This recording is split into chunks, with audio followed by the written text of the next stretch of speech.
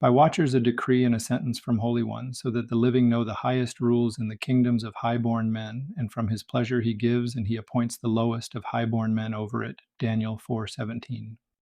Nebuchadnezzar recounts a troubling dream.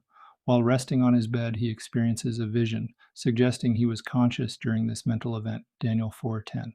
In the vision, he observes a great tree extending across the entire earth.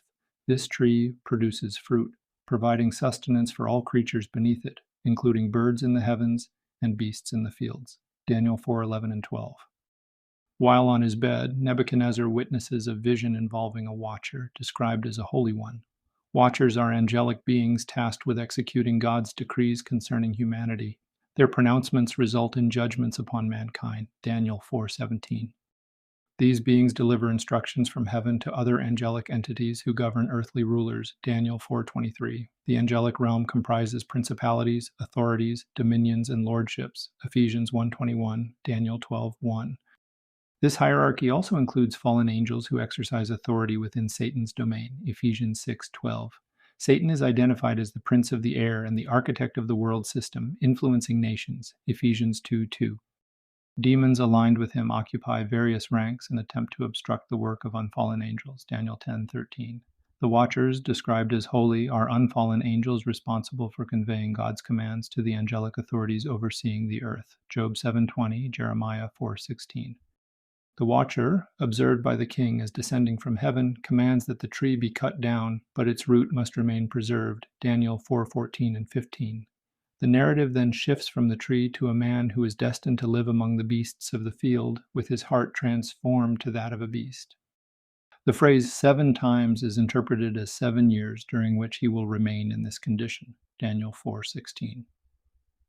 The heart of a beast is characterized by a lack of understanding and speech. Jude 10, 2 Peter 2:12. According to Genesis 1:24, animals do not possess a spirit and are therefore not rational beings. The decree issued by the watcher serves to demonstrate that the Most High governs the kingdoms of humanity.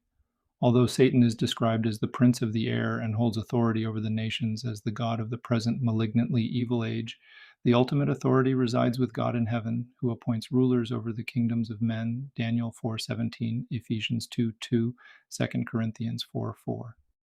In Daniel 4:17, the term lowest, describing those whom God appoints over the kingdoms of men, refers to spatial or hierarchical status.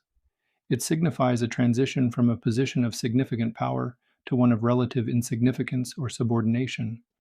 The term is not restricted to describing only the most base individuals. Rather, it emphasizes that God determines rulers according to his will, independent of their personal influence or authority.